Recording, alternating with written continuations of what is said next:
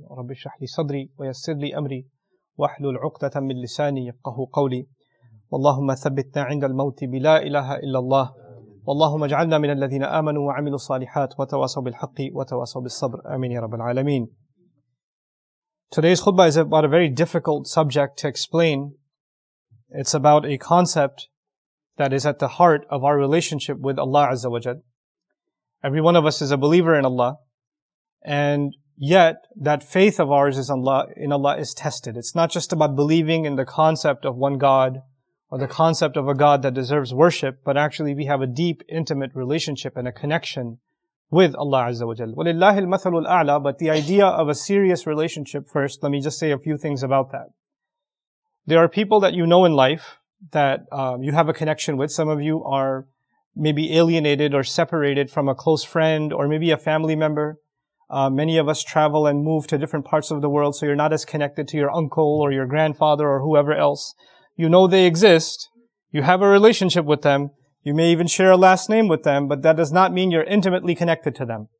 You may not even have kept up with their life for the last 10, 15 years, or 20 years. And you don't know all their kids' names. You don't know what their life struggles are like. None of it. Even though you're related, it's a very distant relationship.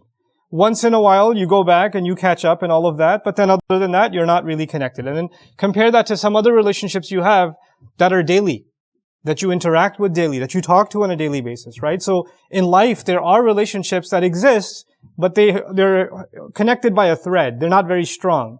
And then there are relationships that are pulling at us every single day. They impact us. They affect the way we think. They affect our emotions on a daily basis. Those are very strong and intimate relationships.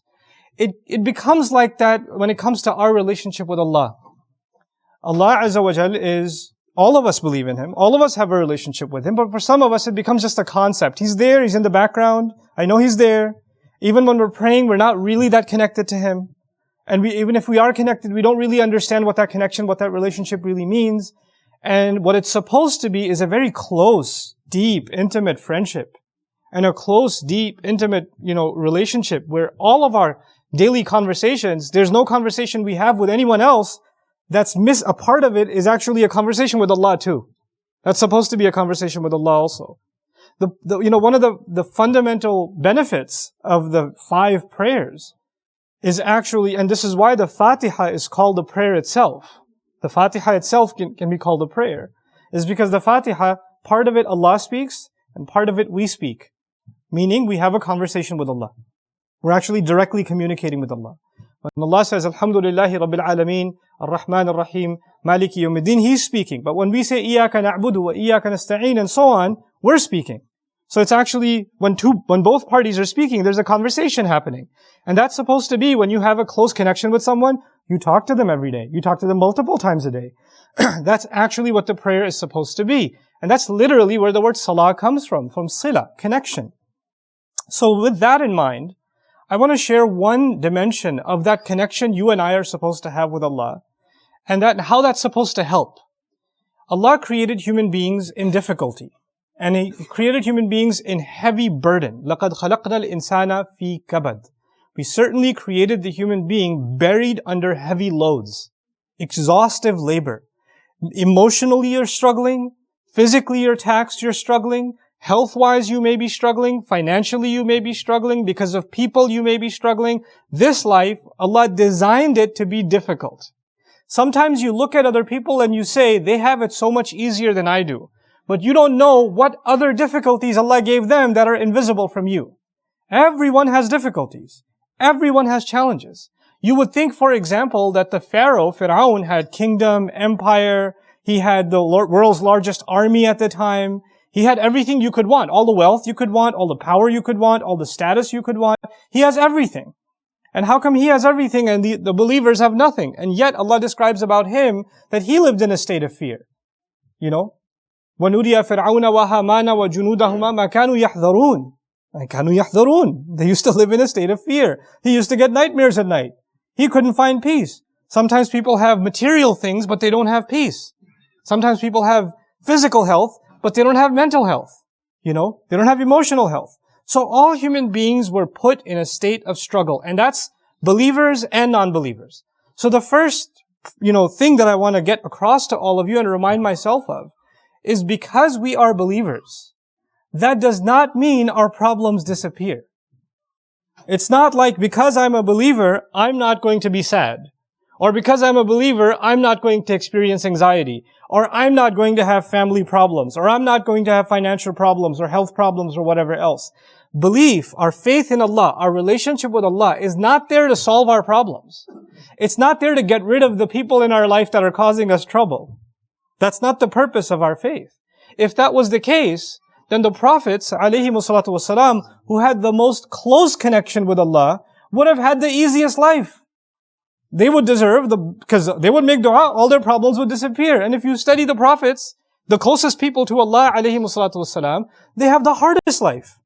They have the toughest life. And the toughest life comes to them not even from some faraway enemies, it comes to them from their own families.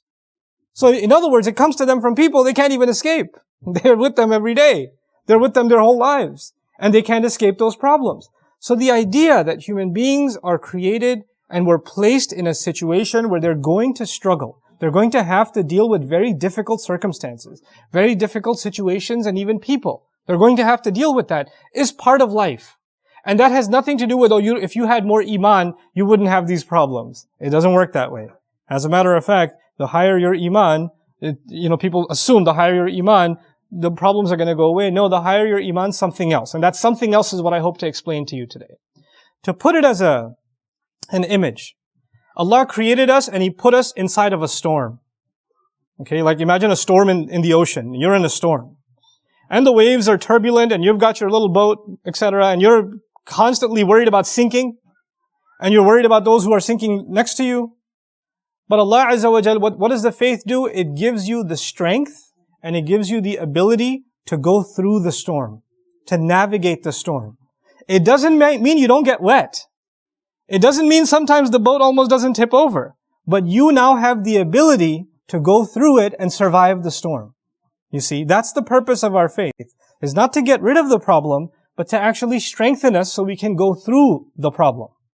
One of the most powerful examples of that, and actually before I get into that example, because really at the heart of all of this khutbah today is one phrase from one ayah from Surah Fussilat, and I'll get to that at the end.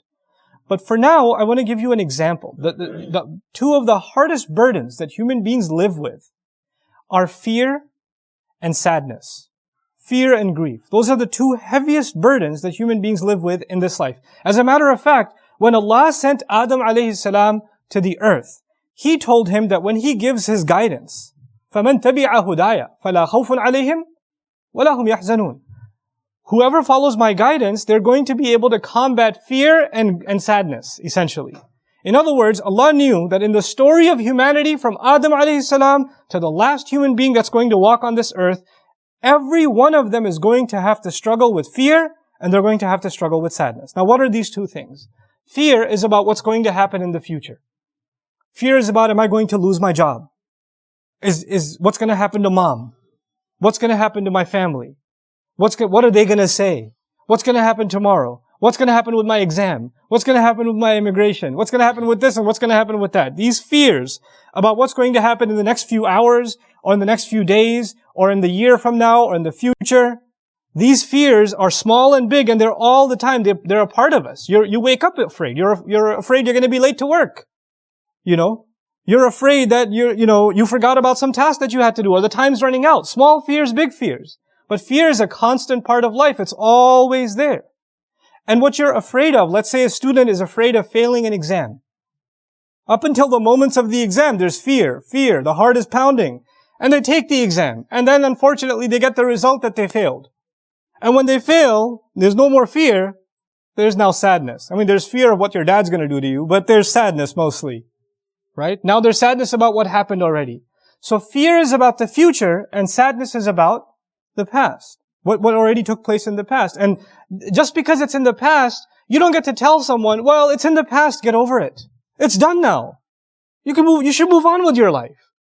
No, you and I are not in any position to tell anyone that they no longer have the right to feel sad anymore.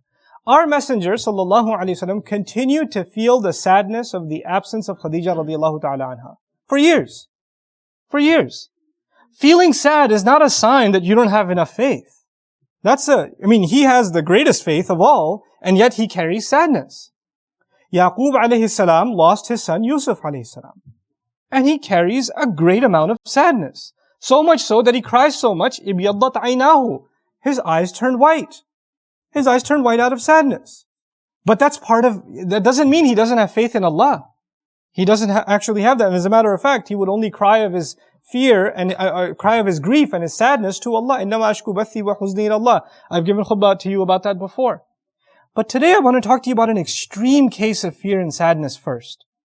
And that's the mother of Musa alayhi salam.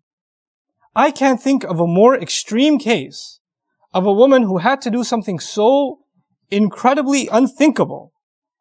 She knows that any minute from now, soldiers are going to break her door and they're going to kill her baby in front of her own eyes. For a mother to imagine the murder of her own newborn baby. Unthinkable. And the only idea she had that Allah put in her is you need to put your child in a basket and put that basket, alqihi fil yam, throw it into the river. It's not even nicely, gently put it into the river. Ilqa is to throw.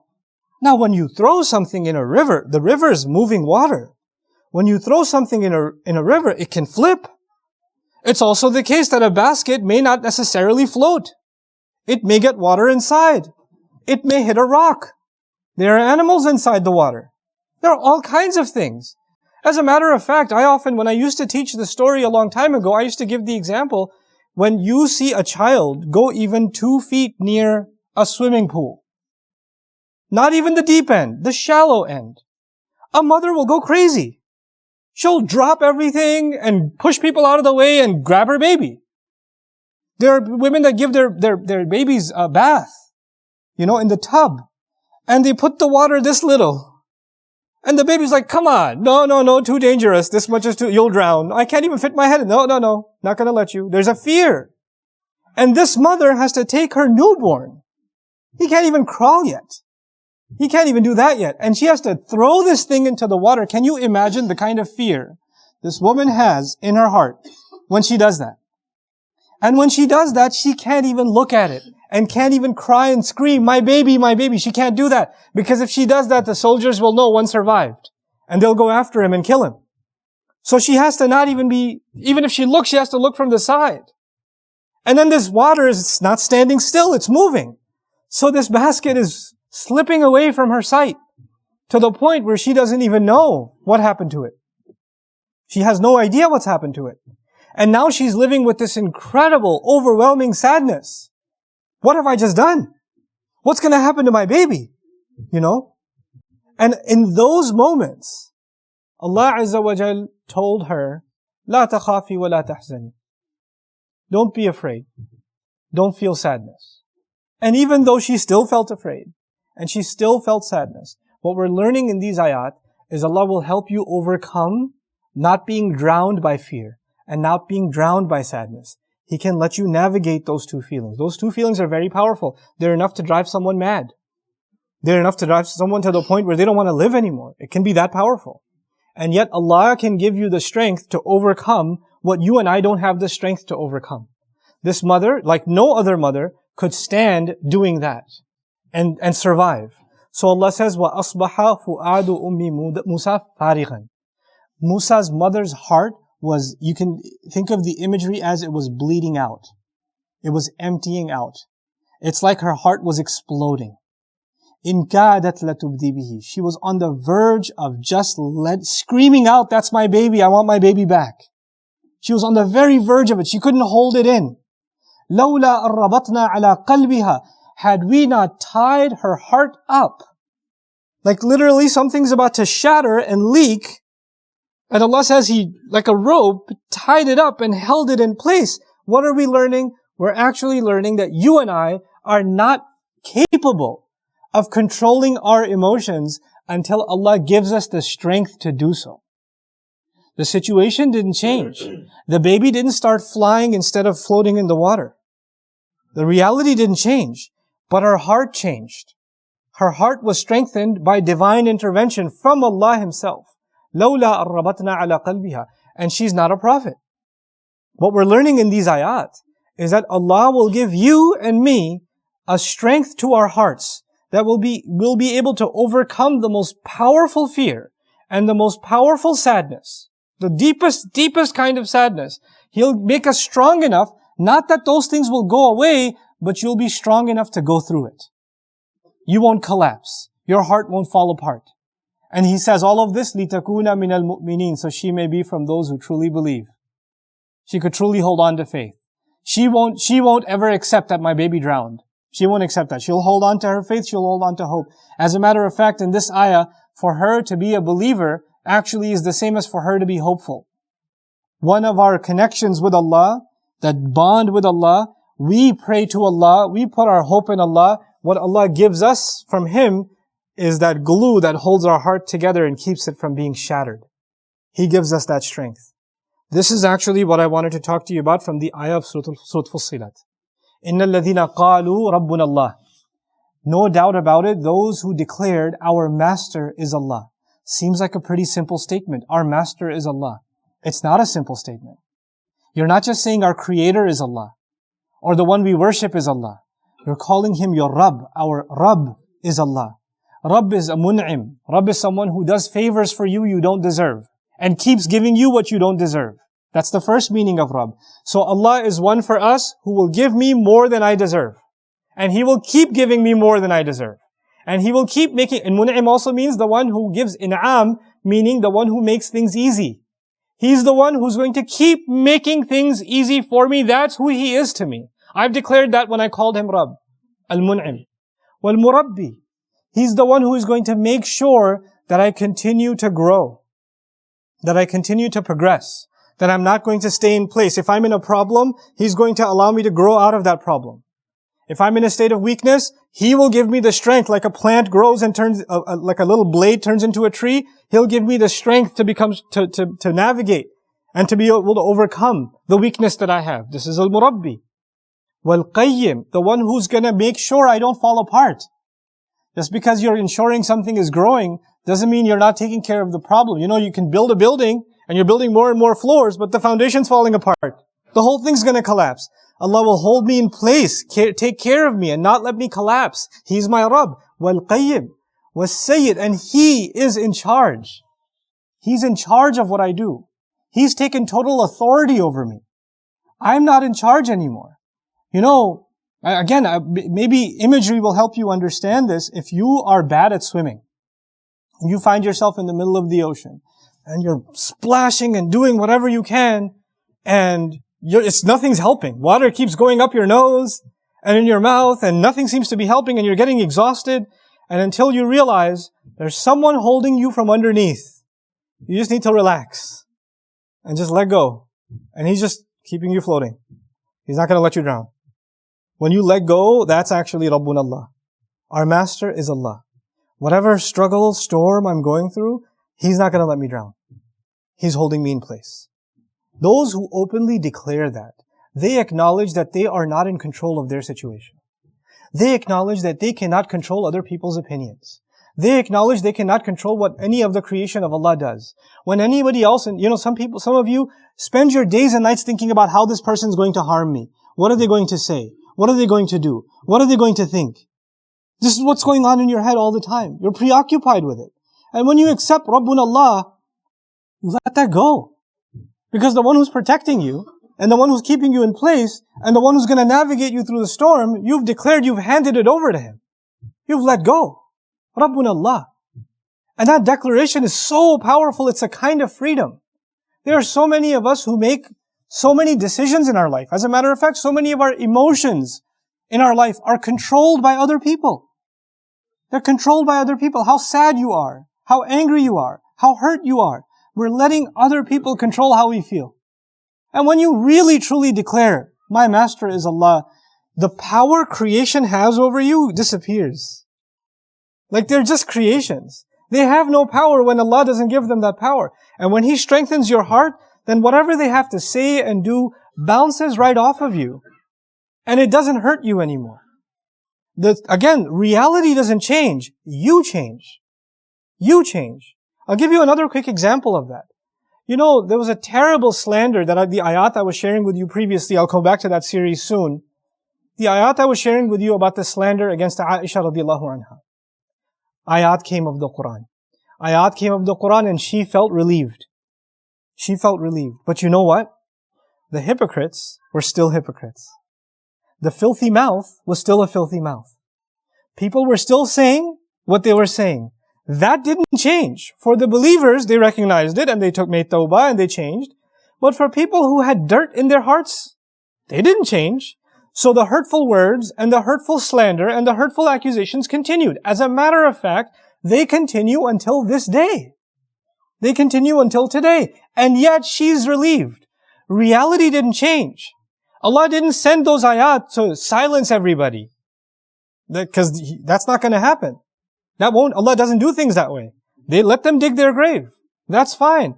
Allah sent those ayat so those who believe can have strength. Their heart could be tied. Their heart could find peace.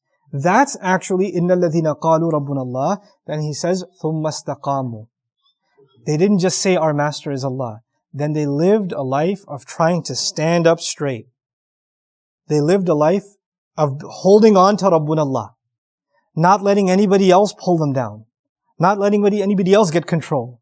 Not letting anybody else become their owner. Not emotionally, not physically, not financially, not in terms of their temptations. They recognized Allah's supreme authority and control and care over them.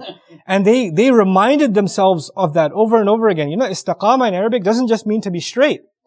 They use it for poetry. Istiqama shi'r, ittazana.